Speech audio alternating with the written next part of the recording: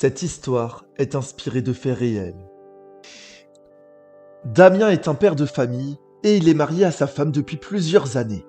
Tous les soirs, avant de se coucher, il revérifie que la porte de sa maison soit bien fermée à clé. 2 mois avant les faits, Damien et sa famille emménagent dans une nouvelle maison. Elle est située en campagne et est assez éloignée des autres maisons et du centre-ville. Pour y accéder, il faut emprunter un chemin privé.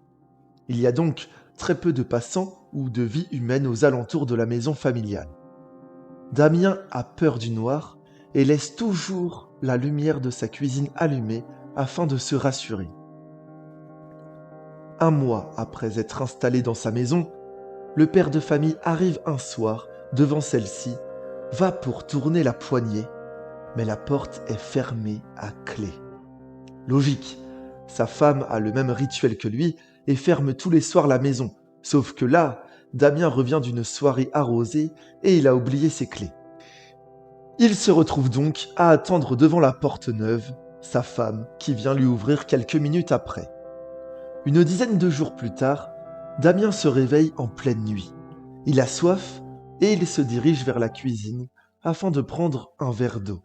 Mais en ouvrant la porte de sa chambre, il remarque un problème. Toute la maison est plongée dans l'obscurité. Normalement, la cuisine est toujours allumée. Il se dit alors que le compteur électrique a disjoncté jusqu'à ce qu'il tourne la tête du côté de sa chambre. Son radio-réveil indique 3h33. Il regarde alors sa montre, 3h33. Les plombs n'ont pas sauté. Quelqu'un ou quelque chose a éteint la lumière de la cuisine. Il avance d'un pas pour aller dans celle-ci et s'arrête brusquement. Ses poils se hérissent et un frisson lui parcourt le dos. Il n'est pas seul. Il se sent observé et son corps se met en alerte. Son instinct lui dit qu'une personne ou une chose se trouve sur sa droite. Il tourne alors la tête et personne. Cependant, la porte est grande ouverte. Il peut remarquer à l'horizon les champs et arbres légèrement éclairés par la lune. Mais l'homme reste toujours en alerte et une goutte de sueur coule de son front. Damien est persuadé que quelqu'un ou quelque chose est tapis dans l'ombre près de son entrée et attend qu'il arrive proche de la porte pour l'attraper, puis le tuer. Il a peur pour lui, mais également pour sa famille.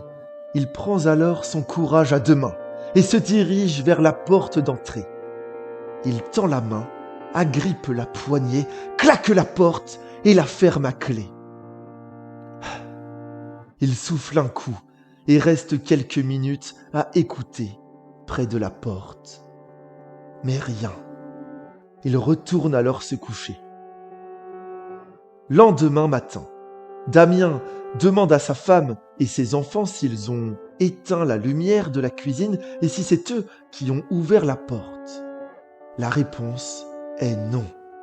Les jours et semaines qui suivent, l'homme vérifie 3 à 4 fois le verrou de la porte avant d'aller au lit.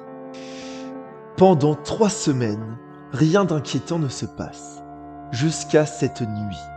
Damien se réveille en sursaut d'un cauchemar et décide d'aller boire de l'eau. En se dirigeant dans la cuisine, il est pris du même sentiment que 3 semaines auparavant. Il sent une présence à sa droite. Et malheureusement, quand il tourne la tête, il observe sa porte d'entrée ouverte. Il la referme et est persuadé qu'elle ne s'est pas ouverte toute seule. Quelques heures passent et à son réveil, une nouvelle fois, la porte est ouverte. Et là, il remarque qu'à l'extrémité de la porte se trouvent des rayures et des plis. On aurait forcé sa porte.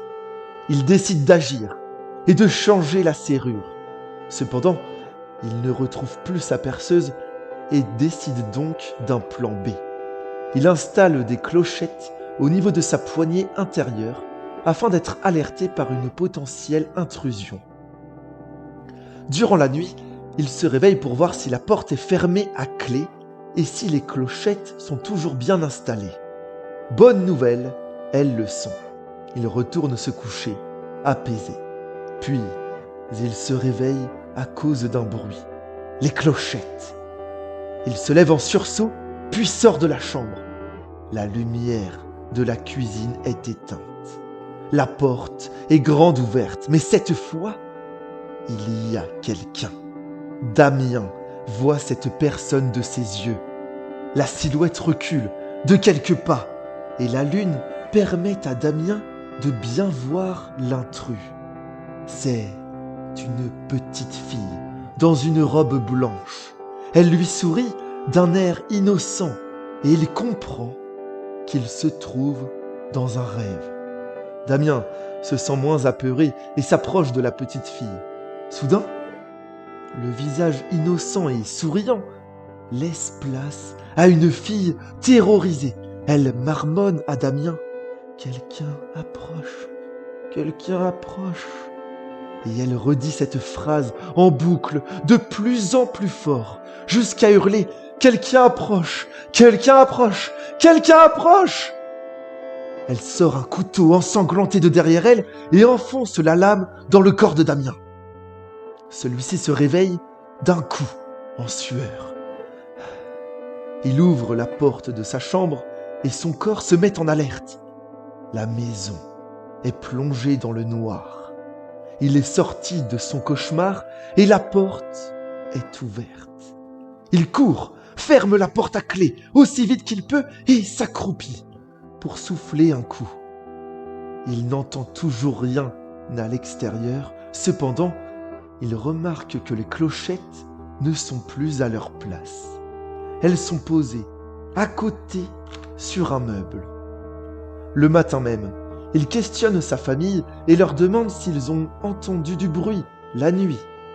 Le fils aîné n'a rien entendu, mais quand il est allé dans la cuisine prendre un verre d'eau vers 3 heures du matin, il a remarqué que la porte était ouverte. Il l'a alors refermée. Son père lui demande si les clochettes étaient bien accrochées sur la poignée et il lui dit que oui. Mais c'en est trop pour Damien. Il achète une nouvelle perceuse et installe une nouvelle serrure. Il se dit que sa famille sera en sécurité. Et c'est le cas pendant un certain temps. La semaine qui suit les travaux de Damien, rien d'inhabituel n'est constaté par la famille. Mais un soir, quand Damien rentre d'une soirée chez des amis, il se met à observer, pendant quelques minutes, sa porte d'entrée. Et ce qu'il voit va le terrifier. Il remarque que des nouveaux plis et des nouvelles rayures se trouvent à côté de sa serrure.